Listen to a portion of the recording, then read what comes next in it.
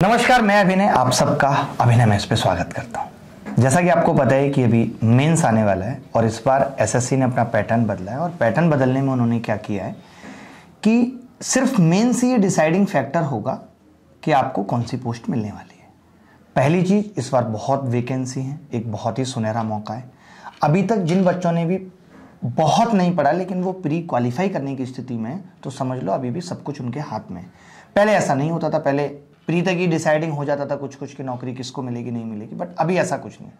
अभी pre qualify यानी कि जर्नी आप फिर से शुरू कर सकते हो, जीरो से शुरू कर सकते हो। अगर आप ये बचे हुए 2 या 3 जितने भी महीने हैं उसमें जी जान झोंक देते हो, 10 घंटे दिल लगाकर पढ़ सकते हो, तो अभी भी आप कोई सी भी पोस्ट, कोई सी भी रैंक ला सकते हो। तो आज हम सब, हमारी टीम यहाँ सिर्फ इसीलिए है कि हम डिस्कशन करें, मेंस की प्लानिंग पे हर एक चीज़ को बताएं, क्योंकि बहुत सारे बच्चों को ये पता भी नहीं होता कि मेंस की तैयारी करें कैसे। जो ऐसे भी बच्चे होते हैं जिनका गलती से प्री निकल गया, या फिर बच्चे भी घबराए हुए भी बहुत हैं कि यार पैटर्न बदलेगा तो क्या होगा, किस तरीके की जीएस आएगी, किस तरीके की गणित आएगी, क्योंकि कुछ भी पहले से नहीं कहा जा सकता कि इंग्लिश के पेपर में कितने एक्टिव पैसिव वॉइस आएंगे, किसी को कुछ नहीं पता है।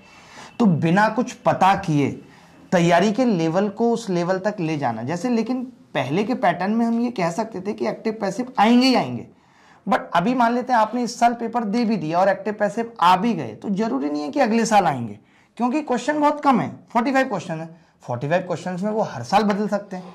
पहले तो क्वेश्चन 200 होते थे तो 200 में तो सब कुछ देना ही पड़ता था, बट अभी 45 है तो वो डिसाइड करेंगे कि इस साल वो इन टॉपिक से पूछ रहे हैं, अगले साल किन टॉपिक से पूछेंगे, यानी पढ़ना सब कुछ पड़ेगा। वेटेज या नंबर ऑफ क्वेश्चंस कम हुए लेकिन उससे सिलेबस पे कोई फर्क नहीं पड़ा। हमारी तैयारी तो और ज़्यादा बढ़ गई कि अब हमें जीएस भी पढ़ना है, रीजनिंग भी पढ़नी है, वरना प्री देने के बाद ये होता था अब यार चलो छुटकारा मिल गया, जीएस और रीजनिंग से कोई मतलब नहीं। तो चलिए डिस्कशन शुरू करते हैं और बहुत नॉर्मली कैजुअल वे में बात करेंगे कि कैसे कैसे क्या है। अगर जीएस की तैयारी किसी को अभी से शुरू करनी है तो वो कैसे करें, इंग्लिश की करनी है तो वो कैसे करें, मतलब फाइनल सिलेक्शन हो पाए। हम भी ये चाहते हैं कि जितने भी बच्चे हमसे जुड़े हुए हैं, चाहे वो YouTube के थ्रू जुड़े हुए हैं, चाहे वो अभिनय मैथ्स ऐप के थ्रू जुड़े हुए हैं, हम सबके जीवन को कुछ कुछ बदल पाए। तो शुरू करते हैं सर, ठीक है। तो मैं पहले आपको बता देता हूँ, आप सब जानते हैं 3 दिनों से पढ़ रहे हैं कि शुक्ला सर जो कि जीएस पढ़ा रहे हैं, अंकुल सर जो कि इंग्लिश की चीट फाड़ कर रहे हैं, अभिषेक सर जो रीजनिंग पढ़ा रहे हैं, शुभम मैम जो स्टैटिक जीके, करंट अफेयर, और तीसरा सबसे इंपॉर्टेंट जिसका भले ही सिलेक्शन में मार्क्स में रोल नहीं है लेकिन उसको क्वालिफाई करना जरूरी है, कंप्यूटर। तो कंप्यूटर की ज्ञाता भी हैं साथ में। और तीसरी सबसे बड़ी चीज़ जीएस में जो है वो है साइंस, जिसमें सब बच्चे फंसते हैं कि साइंस में कितना पढ़ के जाएं, वो राधिका मैम देखेंगे, ठीक है। तो शुरू करते हैं, शुक्ला सर से शुरू करते हैं। शुक्ला सर मुझे लगता है हम सब में सीनियर मोस्ट हैं, वैसे आप और दोनों ही हैं बट शुक्ला सर थोड़े ज़्यादा हैं। तो शुक्ला सर से मैं पूछना चाहूँगा कि जीएस की तैयारी को, क्योंकि सर बहुत बारीकी से नोटिस करते हैं। Thank you. देखिए सर, सबसे पहले तो मेरा मानना ये है कि जब भी कोई चेंजेस होता है तो हमेशा बेटरमेंट के लिए होता है। अब एसएससी के एग्ज़ाम का पैटर्न काफ़ी कुछ मॉडिफाई कर दिया गया। पहली बार आप सब मेंस में जीएस जैसा सेगमेंट सॉल्व करेंगे। दूसरी सबसे खास बात अगर आप नोटिस करें मैं जीएस सेगमेंट की बात करूं तो नंबर ऑफ क्वेश्चंस तो सर 25 ही रहेंगे, जैसे टीयर 1 में है ऐसे ही टीयर 2 में। लेकिन किसी भी एग्ज़ाम का जो पैटर्न होता है वो उसका नाम ही बहुत कुछ बता देता है। जो आप टीयर 1 एग्ज़ाम देते हैं उसको हम प्रीलिम्स कहते हैं, प्री के नाम से जानते हैं, और ये मेंस है। तो मेंस नाम से ही ये पता चल जाता है कि इसमें कितनी सीरियसनेस चाहिए, कितनी गंभीरता चाहिए। अब सबसे बड़ा चैलेंज ये भी है सर कि हमारे पास टाइम कितना है, ये भी तो देखना है। तैयारी का मतलब नहीं कि हम साल भर का एक पाठ्यक्रम लेकर बैठ जाए। हमारे पास समय मेरे ख्याल से मार्च में सर एग्ज़ाम हो ही जाएगा, तो अगर काउंट किया जाए तो मुश्किल से अपने पास 3 मंथ्स का टाइम बचता है। क्यों अंकुल सर, लगभग ऐसे ही? लगभग इतना टाइम मिलेगा। तो अब हमें प्लानिंग भी वैसे ही करनी चाहिए कि हम 100 डेज अगर अपने पास हैं भी तो उसमें क्या क्या पढ़ें, कितना सेलेक्टिव हो जाए। सेलेक्टिव होने में ही सबसे बड़ा चैलेंज ये आएगा हम क्या पढ़ें और क्या छोड़ दें। तो सबसे पहले तो आप कोशिश ये करेंगे बच्चों की जीएस के सारे सेगमेंट, सारे कंपोनेंट को आप टच करेंगे। ऐसा ना हो कि कोई सेगमेंट रह जाए, मतलब पता चला कि हम एक सब्जेक्ट उठाए और अगले 2 महीने उसी पे काम करते रह गए और बाकी बहुत सारे सेगमेंट छूट गए। तो आपको पहली स्ट्रेटजी यही बनानी कि हिस्ट्री पे भी प्रॉपर टाइम दिया जाए, ज्योग्राफी पे भी प्रॉपर टाइम दिया जाए, जनरल साइंस के भी सारे सेगमेंट, चाहे वो फिजिक्स है, केमिस्ट्री है, बायो है, सभी सेगमेंट को कंप्लीट करना है। पिछले 4 साल से टीसीएस जिस तरह का क्वेश्चन पेपर डिज़ाइन कर रहा है, अगर उसको फॉलो किया जाए तो एक अंदाज़ा मिल जाता है कि आपके पेपर में कॉन्सेप्ट बेस्ड क्वेश्चंस आने वाले हैं। यानी कुछ ऐसे असर्शन रीज़न वाले क्वेश्चन हो सकते हैं, स्टेटमेंट बेस्ड क्वेश्चन हो सकते हैं। तो आपको ऐसा ही करना होगा कि कॉन्सेप्ट के साथ ही फैक्ट की तरफ बढ़ना है। तो मेरा अनुभव तो सर यही कहता है कि 2-3 काम ये बच्चे अगर कर लें। पहला, मैंने कहा टॉपिक सेलेक्ट कर लीजिए। दूसरा काम आपको ये करना है, उस टॉपिक के कॉन्सेप्ट को क्लियर करिए, बहुत अच्छे से कॉन्सेप्ट तैयार करिए। और तीसरा, उसके बाद लास्ट मोमेंट पे ज़्यादातर प्रश्नों के माध्यम से अभ्यास करिए।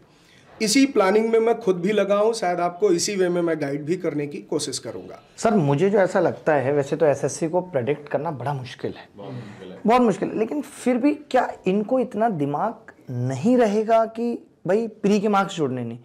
तो आप अंतर कैसे कर पाओगे अगर आपने कुछ भी नया या अच्छा नहीं पूछा, या आपने क्वालिटी पेपर नहीं बनाया, आपने नॉर्मल पेपर बना दिया है तो, और सबके नंबर आ गए कि भाई जितने का भी पेपर है किसी के 10 कम है, किसी के 20 कम है, तो आप कैसे डिसाइड कर पाओगे?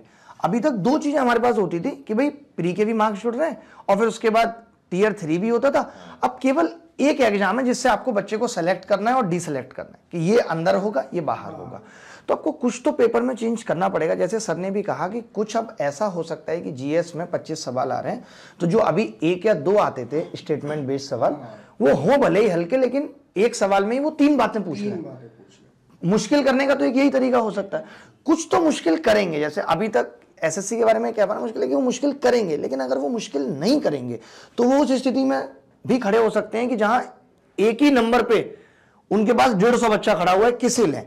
आप बताइए, ये हो सकता है कि नहीं? इसके चांसेस हैं कि नहीं? अभी इंग्लिश में जो बच्चे एग्जाम दे चुके हैं, टियर 1 जिनका हो चुका है, वो इस तरीके से बता रहे हैं कि इंग्लिश के पेपर में इस तरीके के क्वेश्चंस आ रहे हैं कि एक सेंटेंस में एक पर्टिकुलर वर्ड अंडरलाइन है, उसको बताना है कि ये एडवर्ब ऑफ डिग्री है, एडवर्ब ऑफ मैनर है, एडवर्ब ऑफ फ्रीक्वेंसी है। सीडीएस में आते थे ऐसे। ओहो। एसएससी के एग्जाम्स में आज तक कभी ऐसे क्वेश्चंस नहीं है। सीडीएस के एग्जाम्स में इस तरीके के क्वेश्चंस आते थे। तो ये तो कंफर्म है कि लेवल अच्छा होना है, और एक्सपेरिमेंट तो क्वेश्चन के लेवल के साथ भी हो गई होगा। पैटर्न चेंज हुआ तो वो भी चेंज होगा। मैं तो चाहूंगा सर आप एक ऐसे क्वेश्चंस का सीडीएस से उठा के कुछ एक कलेक्शन बना के, या जब अभी की आ जाएगी, की मुझे लगता है 2-4-10 दिन में आ जाएगी एग्जाम के बाद, तो आप एक क्वेश्चन का वीडियो बना के बताएं भी बच्चों को कि अगर आपकी इस लेवल की तैयारी है तभी आप क्वालिफाई कर पाएंगे। फुल स्टेट की वीडियो में मैंने इस बात को स्ट्रेस किया है कि आपको प्रीवियस ईयर के क्वेश्चंस प्रैक्टिस करने, ठीक है? आपने पढ़ लिया, सीख लिया, रिवीजन कर लिया, डाउट्स कंफ्यूजन क्लियर कर लिया, अब आपको क्या करना है? प्रैक्टिस करते रहना है। तो प्रैक्टिस अब एसएससी के प्रीवियस ईयर के पेपर करने का कोई फायदा नहीं है, क्योंकि वो पुराने पेपर्स हैं, बिल्कुल उनका स्तर अब नहीं रिपीट होगा। तो सीडीएस के और इंग्लिश में सर क्वेश्चन भी ज्यादा है, एक्सपेरिमेंट सबसे ज्यादा इंग्लिश में ही होने के चांसेस हैं, क्योंकि वहां बच्चा गलती भी करेगा। मैथ्स में आप कितना एक्सपेरिमेंट कर लो, कितना ही मुश्किल पढ़ा लोगे, फिर भी हमने इतना पढ़ा रखा है वो बच्चा कर देगा मैथ्स में। जो ऑन ड्यूटी ऑफिसर है उससे लैंग्वेज एक्सपेक्टेड है, हाँ, रिटन स्पोकन में उससे एक्सपेक्टेड है। इसी वजह से मुझे लगता है इंग्लिश को ज्यादा मार्क्स रखे गए, क्योंकि इंग्लिश की नॉलेज जो है ना, वो उसको ड्यूटी या उसकी जॉब में उसको सबसे ज्यादा फायदा जरूरत पड़ेगी। तो सर 3 महीने में हो सकती है इंग्लिश की पूरी तैयारी जिस लेवल का आप पढ़ाते हो? मैंने एक वो देखा था आपका कि एक दूसरे कमरे में चेयर रखी है, तो आर्टिकल कौन सा होगा, और चेयर यहीं पे रखी है। उसी तरीके से पढ़ाने से हो सकता है। अगर आप केवल क्वेश्चंस, शुक्ला सर आप इस बात से जरूर सहमत होंगे, अगर हम बच्चों को केवल क्वेश्चन और आंसर बताते रहें तो आप 6 महीने भी पढ़ा लो, तैयारी नहीं होगी। आप बच्चे को मेंटली प्रिपेयर करो कि अगर इनकेस नया क्वेश्चन मिलता है, ठीक है, आपने नहीं पढ़ाया वो क्वेश्चन, नया क्वेश्चन मिलता है, लेकिन बच्चों को अगर आपने समझाया है तो वो अपने आप समझ के कर लेगा आंसर। तो कॉन्सेप्ट अगर आपको क्लियर हो गया ना, तो आप 10 क्या 100 क्या 1000 क्वेश्चन भी कर लोगे। है शुक्ला सर? ऐसा नहीं तो आप क्वेश्चन याद करते रहो, क्वेश्चन के आंसर याद करते रहो, उनका कोई अंत है नहीं। कॉन्सेप्ट क्लियर होने से सर एक बेनिफिट ये हो जाता है कि जब हम बहुत सारे कुछ नए प्रश्न भी देखते हैं, ऐसा हो सकता है कि हम प्रश्न नहीं पढ़ा, लेकिन जो चीजें हमने एलोबरेटेड फॉर्म में कॉन्सेप्ट के साथ सीखी हैं, वहां पे जब हम गेस भी करते हैं तो बड़ा रैशनल गेस होता है। हाँ। इस बात की प्रोबेबिलिटी बहुत ज्यादा होती है कि आपका गेस सही हो जाए। तो कुछ लोग कहते हैं इनका तुक्का सही हो गया, वो तुक्का नहीं है, वो हमारे नॉलेज है बेसिकली। देखिए होता पता है क्या, जो मैंने अभी तक अनुभव किया कि जो हमारे बच्चे होते हैं, इनके बेसिक्स अच्छे नहीं होते इंग्लिश के, ठीक है, और किसी कारण से वो या तो करना नहीं चाहते हैं या टीचर्स करवाना नहीं चाहते हैं, दोनों ही बात है। आसान तरीका पकड़ते हैं। आसान तरीका यही होता है कि क्वेश्चन याद कर लो, उसका आंसर याद कर लो, नहीं तो उसको रूल कह दो, उसको ट्रिक कह दो। मैंने तो दिन से सोचा था कि सर से सीख के इंग्लिश पढ़ाना चालू करूं। वो बच्चे ज्यादा मेहनत करते हैं सर, मैं आपको बताऊं, जो रूल्स या क्वेश्चन आंसर याद करके पढ़ते हैं ना, ऐसा नहीं कि वो मेहनत नहीं करते, वो ज्यादा मेहनत करते हैं। एक सर और मेरा डाउट है, वो हेड 2 बार कैसे आ जाता है? वो हेड ऑक्सिलरी भी होता है, मेन वर्ब भी होता है। अच्छा, अगर हम उसका परफेक्ट टेंस बनाएंगे तो उनमें से एक हेल्पिंग वर्ब बन जाता है और एक मेन वर्ब बन जाता है। अगर हम हेड वर्ब को यूज कर रहे हैं पास्ट इंडेफिनिट टेंस में और हमें नरेशन चेंज करना है, तो पास्ट परफेक्ट बनाओगे, पास्ट परफेक्ट बनाओगे तो एक हेड वहां पे हेल्पिंग वर्ब हो जाएगा पास्ट परफेक्ट टेंस की, ठीक है, एक मेन वर्ब हो जाएगा। सर बड़ी टेक्निकल है, मैं तो ऐसे लग रहा है कि आज सारे डाउट लेकिन ये टेक्निकल पढ़ने का फायदा है, क्योंकि ये क्लैरिटी आती है ना तो लाइफ लॉन्ग हो जाती है। हाँ, मतलब जिंदगी भर मैं के तो लिए ये clear हो इसलिए जाता पूछ रहा हूँ कि ना फिर बच्चों के भी confusion दिमाग doubts में नहीं आते हैं, मेरे भी दिमाग में आते थे, ऐसा क्यों होता है ऐसे? याद करके जब हम पढ़ते हैं तो कंफ्यूजन डाउट्स लगातार आते रहते हैं। एक बच्चों से मैं बात कहूंगा, ये इनका अपना एक्सपीरियंस है, बताएंगे।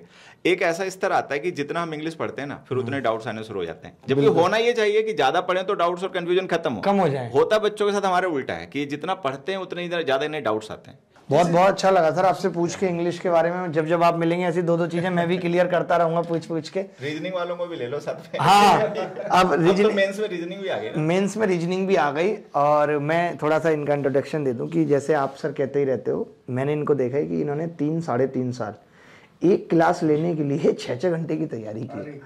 मतलब पूरे दिन रीजनिंग के सवाल बनाए रहना इतना बड़ा।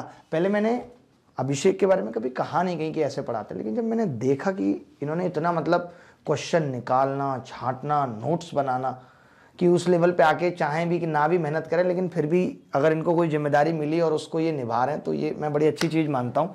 तो मैं इनसे बस ये पूछना चाहता हूँ कि अगर हम अब मेंस में क्या कोई अंतर आएगा रीजनिंग का, या वैसे ही चलता रहेगा, या कुछ बैंकिंग का भी पढ़ाया जाएगा, या कुछ बड़े सवाल आ सकते हैं, कुछ क्या चांसेस हैं? Thank you sir. पहले तो मैं सबसे पहले बच्चों को ये कहना चाहूँगा कि प्री में जैसे हमारे एग्जाम सवाल आते हैं 25 सवाल, और अब टीयर 2 में आएंगे आपके 30 सवाल। तो कुछ बच्चों को ये है कि प्री में वो समझते थे टीयर 1 में कि यार मैं कुछ सवाल आसान आएंगे तो मैं कर लूँगा। इस बार आपने देखा होगा जो बच्चे टीयर 1 दे के आए हैं, जो अभी चल रहा है एग्जाम, कि कुछ कैलेंडर के सवाल पूछे गए, जबकि बच्चे कभी टीयर 1 में कैलेंडर पढ़ते ही नहीं है।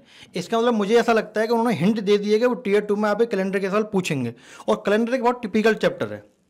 यानी 30 सवाल में कुछ सवाल कैलेंडर के पूछे जाएंगे, और एक अच्छा चैप्टर है क्योंकि बच्चों को कठिन लगता है तो उसमें से सवाल आना तय है उसमें से। और हमें ऐसा लगता है कि जब 30 सवाल आएंगे तो कुछ चैप्टर में से सवाल डबल भी आएंगे। सबसे बड़ी चीज पता है क्या है कि जैसे 200 क्वेश्चन आते थे आपके इंग्लिश में, ठीक है, आपने 4 गलत कर दिए, इतना फर्क नहीं पड़ता था। 5 गलत हो गए, नहीं पड़ता था फर्क।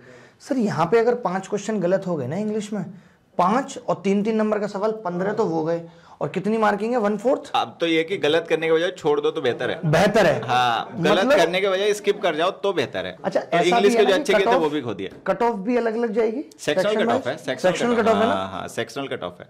मतलब आप ये तो कर नहीं सकते। मैथ्स और रीजनिंग वाले सेक्शन की अलग कट ऑफ आएगी। अच्छा, और सर इन्होंने बैलेंस कितना गंदा किया है। अगर ये रीजनिंग वहां डाल देते तो बच्चा बैलेंस कर लेता। मैथ्स रीजनिंग दोनों पे ये है कि पकड़ बन जाती है। सही है ये। असल में बहुत से बच्चे होते हैं उनकी मैथ्स अच्छी नहीं होती, तो रीजनिंग वो नंबर खींचेंगे। अच्छा, लेकिन सर बेस्ट रीजनिंग मुझे लगता है सेम होती है। जिसकी मैथ्स अच्छी है तो वो रीजनिंग में मैनेज कर लेता है, लेकिन इंग्लिश जीएस दोनों में ही डर बना रहता है लगातार। ये हाँ है, ये बिल्कुल मजबूर कर दिया पढ़ने को। बिल्कुल ऐसा बच्चों को मजबूर कर दिया। जो इंग्लिश और जीए एक साथ कर दिया ना, ये गड़बड़ हो गई। आप, मेरा मानना है 4-5 घंटे पढ़ें, 5 पेज पढ़ें, लेकिन ऐसा पढ़ें कि उस 5 को 50 में बदलने की क्षमता रखें। बिल्कुल। जब तक आप किसी भी टॉपिक के रैशनल कॉन्सेप्ट नहीं पकड़ेंगे, आप उसका जवाब नहीं दे पाएंगे। आप अभी इस बार टीयर 1 का पेपर देखिए सर, मुगल मनसबदारी पर क्वेश्चन आ रहा है, मुगलों के भू राजस्व प्रणाली पर क्वेश्चन आ रहा है, यहाँ तक कि उनके जात सवार की व्यवस्था पे प्रश्न आ रहा है। ये सब यूपीएससी के टॉपिक माने जाते थे। तो बदलते पैटर्न के अकॉर्डिंग अगर आप नहीं काम करेंगे तो सिलेक्शन नहीं होगा। ये बच्चों को ये समझ में आ जाए कि क्या पढ़ रहे हैं उससे ज्यादा कैसे पढ़ रहे हैं ये ज्यादा जरूरी है। बहुत जरूरी है, बिल्कुल। कैसे पढ़ रहे हैं ज्यादा जरूरी है। ये जो क्वेश्चन वाली आपने बात की ना कि 1000 क्वेश्चन सॉल्व कर लिए, कई बार बच्चा होता है ना ऐसे कहता है सर तेज, जल्दी जल्दी जल्दी जल्दी, डेप्थ में नहीं जाना चाहता। सर मैं एक छोटा सा एग्जांपल लूंगा यहाँ पे, मैं बताता हूँ। जैसे मैंने 10th में 100% स्कोर किया, बोर्ड में सब कुछ बहुत बढ़िया चल रहा था। जब मैं 11th में आया तो मेरी गणित उस लेवल की नहीं रही। फिर मैं एक टीचर पे गया, आपके जैसे ही थे, बड़े ही मतलब हड़काने वाले टाइप के थे। मैं उन पे गया, पता नहीं उन्होंने कैसे पकड़ लिया। उन्होंने मुझे बोला कि मैं हड़काता हूँ कि भाई मुझे बदनाम करो। ठीक है, तो मैं उनसे पढ़ रहा था, वो कुछ सवाल पूछते थे तो मैं जवाब देता था। उनको ये लगता था लेकिन कि ये बंदा अच्छा है। उन्होंने पता है क्या किया सर, एक दूसरे विद्यार्थी को पूछा कि क्या इसके पास गणित की गाइड है, तो बोला हाँ सर इसके पास सारी गाइड है गणित की, कि तुम इससे ले लो। और उन्होंने सर उस लड़के से वो मेरी गाइड छिनवा दी। मैं क्या करता था, जैसे सवाल अपना पहले से ही घर से पढ़ के आता था सर, गाइड से देख के पढ़ के आता था। ये मैं अपने पूरे 11th में किया, उससे मेरा कॉन्सेप्ट नहीं डेवलप हो पाया, क्योंकि मुझे कोई सवाल नहीं हुआ, मैंने गाइड में देखा, पढ़ तो लिया, उस वक्त के लिए तो वो याद हो गया, लेकिन मैंने खुद से प्रैक्टिस नहीं किया ना। मेरे को उस दिन ये समझ में आ गई थी, 3 महीने तो लगे, मुझे बड़ी दिक्कत होती थी जब उन्होंने मेरी गाइड छीन के रख ली। उस टाइम गाइड मिलना मुश्किल भी होता था, अरेंज करनी पड़ती थी गाइड, क्योंकि टीचर खिलाफ रहते थे गाइड के। लेकिन मेरी गणित उस टाइम ऐसी हो गई, तब मुझे समझ में आया कि मैं गलती कहाँ कर रहा था। अगर एक बच्चा सिर्फ सॉल्यूशन देख देख के चीजें पढ़ता रहेगा ना, तो वो उसे लंबे समय तक याद ही नहीं रख सकता, जब तक उसने अपना दिमाग नहीं घिसा उस चीज में। मैं तो सर बच्चों से भी ये कहूँगा कि बच्चे चाहे वो अंकुल सर को देख के कह देते हैं, हमें देख के कह देते हैं कि बहुत मुश्किल क्लास है, मज़ा नहीं आ रहा है। देखो जीवन में एक बात याद रखना ना, कि जहाँ मज़ा आ रहा है तो उसके आउटपुट उतने ज़्यादा अच्छे नहीं हैं। जब क्लास में लगने लगे कि चीज़ें समझना मुश्किल हो रहा है, एक एक्स्ट्रा एफर्ट लग रहा है, आपको अपने उस कंफर्ट से निकल के बाहर आना पड़ रहा है, तो समझ लो सब सही चल रहा है। जिन क्लासों में मज़ा आ रहा है ना, उसके बाद उनका रिजल्ट नहीं आ रहा है। मज़ा तो आ ही जाएगा, मज़ा कुछ नहीं है। अभी आप 10 रूल लिखो, 10 रूल पे 5-5 सवाल करा दो बच्चे को, पहला 2G 4G 5G हो गया, बस मज़ा आ गया, आपको सब समझ में आ जाएगा। सब समझ में नहीं आ रहा है का मतलब ये है कि कुछ अच्छा पढ़ाया जा रहा है, उस लेवल का पढ़ाया जा रहा है जो आपको 100% स्कोर दिला पाएगा। वरना रट के तो वही है भाई, जैसे हमने भी सब कुछ रटा है, सारी चीज़ें वही इंग्लिश में कभी 130 आ गए, थोड़ी मेहनत कर ली तो 120 आ गए, कमी हुए, ऐसा नहीं है कि वो बढ़ते हैं जब तक आपको कंसेप्ट क्लियर नहीं होगा। तो और मेंस में क्या है कि मौका दोबारा मिलेगा नहीं। अब इतनी वैकेंसी हो सकता है दोबारा ना आए, अब ये आपको भी पता है कि चुनाव की वजह से भर भर के वैकेंसी आ रही है। तो मौका है कि हम इस अच्छे अवसर का फ़ायदा उठा के उस लेवल का पढ़ लें। थोड़ा दिमाग पे जोर ज़्यादा पड़ेगा। जब आप कुछ भी अच्छा काम करते हो, आज आप उठ के जिम जाओगे, मुश्किल होगी, पहले दिन होगी, दूसरे दिन होगी, तीसरे दिन होगी, चौथे दिन आदत पड़ जाती है। थोड़ा मैम से बात करते हैं। और आपको भी पता है कि इस वक्त साइंस का भी एक बहुत बड़ा रोल होने वाला है। मतलब साइंस भी छोटी चीज़ नहीं है। अगर 25 सवाल आ रहे हैं तो 3 सवाल मान के चलो कि साइंस के आएंगे। 4 से 5 आ सकते हैं। 4 से 5 आ सकते हैं, जिसमें एक फिजिक्स का हो भी सकता है, नहीं तो 5 बायोलॉजी के हो सकते हैं। बायोलॉजी का पोर्शन बहुत। और जो एसएससी वाले बच्चे होते हैं वो बायोलॉजी से डरते भी हैं, लेकिन ये है कि अगर उसको इंटरेस्टिंग बना दिया जाए तो उनको मज़ा भी आने लगता है। तो हम मैम से ही पूछेंगे कि आपने अभी तक क्या क्या देखा है, जो पिछला अभी पेपर चल रहा है, चाहे वो सीपीओ के हुए हैं, उसके आधार पे क्या कुछ करने वाली हैं जिससे कि मेंस में बच्चों का एक भी सवाल गलत ना हो बायोलॉजी का, माइटोकॉन्ड्रिया से लेकर के। बिल्कुल, thank you so much sir. और मतलब आप लोगों ने देखा होगा कि प्रीलिम्स के एग्जाम में साइंस का लेवल बहुत ही बेसिक रखा गया। जो डेली लाइफ साइंस सर पूछी जाती है उसी के अकॉर्डिंग आप लोगों ने क्वेश्चंस को देखा। स्टूडेंट्स के ये भी रिव्यूज़ थे कि मैम सीजीएल का एग्जाम हुआ है, हमसे वॉशिंग सोडा का फॉर्मूला पूछा है, हमसे पीओपी का फॉर्मूला पूछा है, बेसिक क्वेश्चन सर रहे हैं। बट अब जब आप मेंस की बात करेंगे, मेंस के अंदर चीज़ें आपको सेम नहीं मिलने वाली हैं। मतलब जितना एक्सपेक्ट आप कर सकते हो, आपको इन डेप्थ जब तक क्लैरिटी नहीं होगी, आपको चीज़ें बेसिक से जब तक क्लियर नहीं होंगी, आप उन क्वेश्चंस को शायद ना निकाल पाओ।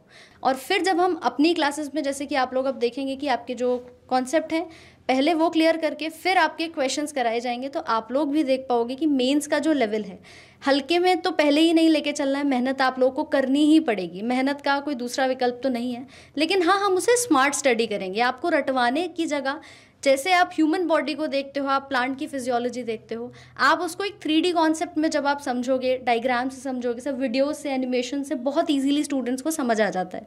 तो उसी तरीके से हम लोग आपकी क्लासेस में करने वाले हैं, ताकि आपको चीज़ें याद भी रहें और आपके क्वेश्चंस जो हैं वो भी आपके क्लियर रहें। मीन्स रटना नहीं है वो, मतलब वो सवाल कराने वाला नहीं करना है। हाँ। ट्रिक टॉपिक वाइज खत्म हो कि आज हम बिलेट पढ़ रहे हैं तो बिलेट में क्या क्या थ्योरी है, फिर उसके आधार पे सवाल और कैसे कैसे सवाल पहले पूछे गए, वो एक अच्छा तरीका है पढ़ने पढ़ाने का। और सर स्टूडेंट्स को लगता है कि बायो है, साइंस है, तो मैम रटना ही पड़ेगा, वो नहीं होगा। वो एक सवाल आया टिक बी, वो चीज आंसर नहीं सी। होगी। हाँ जी।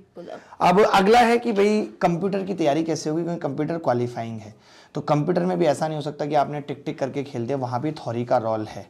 प्रैक्टिस सेशन अलग है, थ्योरी अलग है। और दूसरा स्टैटिक जीके और करंट अफेयर का तो बहुत बड़ा रोल है। मतलब तो क्या अंतर है करंट अफेयर और स्टैटिक जीके में, ये मुझे पता चला 10 दिन पहले। एक ऐसा करंट की घटना जो परमानेंट सत्य हो जाए उसे स्टैटिक जीके कहते हैं। मुझे नहीं पता था, आप बताइए थोड़ा इसके बारे में। हाँ बिल्कुल, thank you so much sir. देखो करंट अफेयर जो कि आप लोगों के चल रहा है, आज की न्यूज़, कल की न्यूज़, परसों की न्यूज़, वो जो स्थिर बन जाए चीज़ें, वो स्टैटिक के अंदर काउंट हो जाती हैं। और अगर बात की जाए वो लॉन्ग टर्म तक चलती है, ये हो जाता है आपका स्टैटिक। और स्टैटिक कोई अलग सब्जेक्ट नहीं है। स्टैटिक को थोड़ा हिस्ट्री का पोर्शन ले लिया, थोड़ा इकोनॉमी का ले लिया, थोड़ा सा पॉलिटी का ले लिया, तो इन सब से कुछ कुछ पोर्शन लेकर आप लोगों के क्या बना दिया गया, सब्जेक्ट बन गया स्टैटिक। अलग से कोई भी सब्जेक्ट नहीं है, बट हाँ हम लोगों को पढ़ना पड़ता है इस सब्जेक्ट को। फिर बात करते हैं हम कंप्यूटर्स की। तो अगर मैं बात करूँ थोड़ा पीछे जाके, कंप्यूटर्स ऐड कब हुआ, दिल्ली पुलिस वहाँ से ऐड होना शुरू हुआ कंप्यूटर्स, और धीरे धीरे धीरे धीरे करके अभी हाल फिलहाल में देखा था सुप्रीम कोर्ट के एग्जाम के अंदर आप लोगों का कंप्यूटर जो है वो विषय जोड़ा गया। और कंप्यूटर पढ़ने का सेम और बिल्कुल ईजी तरीका ये है कि आप बिल्कुल कॉन्सेप्ट से पढ़िए, थ्योरी पढ़िए। थ्योरी पढ़ोगे जब जाके आप लोगों को चीज़ें क्लियर होंगी। बिल्कुल बेसिक है, बेसिक से एडवांस की तरफ आप लोगों ने चलना है। एडवांस में आता क्या है मैम, हमें लैंग्वेजेस पढ़नी पड़ेंगी। क्या पढ़ना पड़ेगा हम लोगों को, आपको जो आपके पोर्शन के अंदर है वो है MS ऑफिस, जो कि बहुत ज़्यादा पूछा जा रहा है। अब MS ऑफिस में क्या क्या, पूरा का पूरा MS ऑफिस आप लोग मेरे साथ पढ़ोगे बिल्कुल बेसिक से उठा के। मुझे तो पहले लगा था कि अब दुनिया बदल गई है तो कंप्यूटर ऐड नहीं करेंगे, लैपटॉप ऐड करेंगे। तो नहीं, और पता है ये सब डिपार्टमेंट से ही आती हैं ये चीज़ें। इंग्लिश का वेटेज बढ़ना डिपार्टमेंट में, जब बच्चे जाते हैं ना तो वहाँ से डिपार्टमेंट फीडबैक भेजता है कि यूपीएससी में भी यही होता था, डिपार्टमेंट फीडबैक भेजता था कि भाई बच्चों में इंटीग्रिटी नहीं है, एप्टीट्यूड नहीं है, तब उन्होंने 4th पेपर एथिक्स लेके आए। अब डिपार्टमेंट भेजता है बच्चों को कंप्यूटर नहीं आता, कंप्यूटर की बेसिक नॉलेज नहीं है, उनको कंप्यूटर दे दिया, पता ही नहीं उनको क्या करना है। टेक्नोलॉजी से बच्चा जुड़ा नहीं है, बात ये है। तो उस चीज से कनेक्ट करने के लिए ही सब्जेक्ट जो है वो ऐड किया गया है। और एक बहुत अच्छी बात है कि अगर आप क्वालिफाई कर लेते हो तो आपका बहुत ज्यादा स्कोर बन जाता है कि हाँ आप सिलेक्शन के बहुत, मतलब ऐसा ना हो ना कि किसी बच्चे ने सब कुछ अच्छा किया, प्री क्वालिफाई किया, मेंस में भी अच्छे नंबर लाया, पता चला कंप्यूटर को क्वालिफाई नहीं कर पाया। तो वो चीज नहीं होनी चाहिए। उसमें भी ये बहुत बच्चों को बाहर करेंगे इस बहाने। तो आप सोच सकते हैं सर कि कितनी बेसिक चीज़ें पूछ रहे हैं, और उसका एक बड़ा रैशनल रीज़न है कि आज हमारे गवर्निंग सिस्टम में ये सब चीज़ें इन्वॉल्व हुई हैं। आप भी पढ़ते रहते होंगे न्यूज़पेपर में सर कि डीएम साहब का अपना पोर्टल बना हुआ है, उस पर पब्लिक कंप्लेंट डाल सकती है, और फिर यहाँ ई-पंचायत लगाई जाती है। तो अगर आप प्रशासन का हिस्सा बनने जा रहे हो, केंद्र सरकार के विभागों में काम करने जा रहे हो, तो ये आपसे उम्मीद की जाती है कि इतना बेसिक जानोगे। अब आप यही चीज़ नहीं जानते हो, कमांड देना ही नहीं जानते हो, तो फिर कैसे आप यहाँ पर एम्प्लॉय अच्छे बनो? क्योंकि अल्टीमेटली तो एक ह्यूमन रिसोर्स ही तो डेवलप किया जा रहा है, तो आपको कंप्यूटर स्किल आनी ही चाहिए। तो प्री अगर आपका क्वालिफाइंग हो जाता है तो भाई मेंस को ये मान लो कि ये मेरा सब कुछ है, यही आखिरी अटेम्प्ट है, मुझे इसी अटेम्प्ट में नौकरी लेनी है। क्योंकि जो भी बच्चा थोड़ा बहुत भी सीरियस है, और मुझे लगता है कि वो 3 या 4 महीने उसके पास है और प्री क्वालिफाइंग करने की वो नॉलेज रखता है, जिसका प्री क्वालिफाइंग हो गया तो ऐसे तो हुआ नहीं होगा, उसको थोड़ी बहुत नॉलेज होगी, तो वो इन 3-1 महीने में जी जान लगा के, क्योंकि हम लोगों का सर ये रहेगा अगर पेपर 2 महीने में हो रहा है तो हम 2 महीने में जितना मैक्सिमम पढ़ा देंगे कंप्लीट सिलेबस वो करेंगे। 3 महीने में हो रहा है तो 3 महीने में कंप्लीट, 4 महीने में हो रहा है तो 4 महीने में, क्योंकि अभी पता नहीं है हम। लेकिन लेके इसी तरीके से चलेंगे स्टार्टिंग में कि एक दिन में कम से कम 6-7 घंटे की क्लासेस होंगी, 6 तो मिनिमम है, 2-2-2। सुबह आप बैठोगे मुंह हाथ धो के, 7 से 9 शुक्ला सर पढ़ा रहे हैं, 9:30 से 11:30 में, फिर आधा घंटे के ब्रेक पे सर, क्योंकि पेपर भी एक दिन में होना है। अपने दिमाग की जितनी ज़्यादा प्रैक्टिस कर लोगे उतना ही फायदा है। और यहाँ पे एक चीज़ मैं और कहना चाहूँगा कि बेस्ट टीचर का मतलब ही ये होता है कि अगर अंकुल सर बेस्ट टीचर हैं तो फिर इंग्लिश ये पूरी पढ़ा सकते हैं। इसके लिए ऐसा नहीं कि मुझे 3 टीचर की ज़रूरत है, मुझे गणित आती है तो मैं पूरा गणित पढ़ा सकता हूँ। मुझे ये नहीं कि अब ये 3 टीचर में जोड़ूंगा, एडवांस ये पढ़ाएंगे, अर्थमेटिक ये पढ़ाएंगे, फिर सब्जेक्ट वाइज कर लेते टीचर, परसेंटेज ये पढ़ाएंगे, बच्चा उसी में पागल रहेगा। फिर हम लोगों के ऊपर भी प्रेशर है कि हम वो चीज़ें क्यों पढ़ाएं। मेरा ये मानना है जिसका एग्जाम से लेना देना नहीं है उस तरीके को मैं क्यों सिखाऊं। मैं आपको एक सवाल के 2 तरीके क्यों दिमाग में डालूं कि बेसिक ये है और पेपर में ये लगाना है। जो लगाना ही नहीं है उसका मतलब क्या है? ऐसे बात बनेगी नहीं सर। मेंस की तैयारी मैं तो ये चाहता हूं कि हम लोग सब मिलके भी एक वीडियो बनाएं और ये भी बताएं कि ये तरीका है, अगर आपको ये आता है। मैं तो कुछ चाहता हूं कि मैं एक 30 क्वेश्चन का सैंपल पेपर बनाऊं। अगर आपकी तैयारी उस लेवल की है तो आपको कोई कोर्स में भी एनरोल होने की जरूरत नहीं है, आप खुद से प्रैक्टिस करके कर सकते हैं।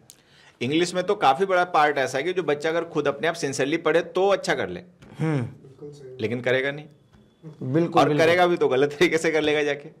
एकदम एक बच्चों को ये और बता दो कि कितने बच्चे के नंबर बन रहे तो वो मान के चलेगी Tier 2 का एग्जाम देगा। शुक्ला सर, आपका अनुभव क्या कहता है? मतलब मुझे 150 तो मैं तो बड़ा मुश्किल होता है, लेकिन सर ज्यादा बता दो तो सर कम वाले बच्चे नाराज हो जाएंगे, कम बता दो तो ज्यादा वाले कहेंगे कि ये तो इसलिए बता रहे हैं कि सबका प्री एक बार क्वालिफाइड का है। याद है, एक किसी ने बता दिया कि 105 कट ऑफ जाएगी, फिर चली गई 145। अरे सर वो मुझे सब याद है। याद मुझे है? तो लगता है 150 वाले को ही सुरक्षित मानना चाहिए। हाँ, अगर सेफ जोन की बात है 135 के ऊपर है तो सर हो जाएगा, 135-40 है। 135 पे पूरा चांस ले सकता है तैयारी के लिए। सर स्टार्टिंग के कुछ बच्चों के पेपर आसान थे, बाद में तो उन्होंने पेपर भी ठीक पूछे हैं। हमने अभी तक जो कोशिश की है वो यही की है कि हम कंप्लीटनेस ला पाए और स्ट्रक्चर्ड कर पाए, चाहे वो ऐप की बात हो चाहे यूट्यूब की बात हो, कुछ भी दें तो वो कंप्लीटनेस हो। चाहे हमने एक छोटा सा पीडीएफ भी दिया मोस्ट एक्सपेक्टेड क्वेश्चन का, तो कंप्लीट दिया कि भाई ये कंप्लीट जीएस का है। अगर आज हम एक टॉपिक लेकर आ रहे हैं कि ह्यूमन बॉडी पे बात कर रहे हैं, तो फिर 3 घंटे लगे या 3.5 घंटे, वो टॉपिक कंप्लीट हो जाए पूरा, आधा अधूरा कुछ भी ना अच्छी लर्निंग भी तभी होती है क्योंकि सारे कोरिलेटेड होते हैं ना आपस में, रिलेटेड क्वेश्चंस होते हैं। मिसलेनियस उठा लेने से उतना अच्छा रिलेट नहीं हो पाता है। बिल्कुल। एक पर्टिकुलर टॉपिक, एक पर्टिकुलर चैप्टर अगर हम पढ़ रहे हैं तो वो सारे आपस में क्वेश्चंस रिलेटेड होते हैं, बच्चों को समझ में बेहतर आते हैं, लंबे समय तक याद रहते हैं, क्लैरिटी आ जाती है, अंडरस्टैंडिंग हो जाती है। चलो फिर मिलेंगे इसी उत्साह उमंग के साथ। आप अपना ख्याल रखिए, खुश रहिए, पढ़ते रहिए, मेहनत करते रहिए। जो भी बच्चे फिर से पूरा लाइव पढ़ना चाहते हैं, मेरे से पूरा मैथ्स लाइव पढ़ना चाहते हैं, तो 19 दिसंबर से अभिनय मैथ्स ऐप पे हम बैच स्टार्ट कर रहे हैं, जो सिर्फ स्पेशली फॉर मेंस है। मेंस और फाउंडेशन में डिफरेंस बस यही है कि हम बहुत तेज स्पीड में सब कुछ पढ़ाएंगे। स्पीड तेज होगी, सब कुछ पढ़ाएंगे। फाउंडेशन में ये होता है कि बहुत स्लो जाएंगे ऊपर तक, लेकिन धीरे धीरे जाएंगे, वहाँ वक्त ज़्यादा होता है। वहाँ पे अल्टरनेट क्लास होती है, डेली क्लास होगी, 2 सवा 2 घंटे रोज क्लासेस चलेंगी, चाहे जीएस की है चाहे इंग्लिश की है।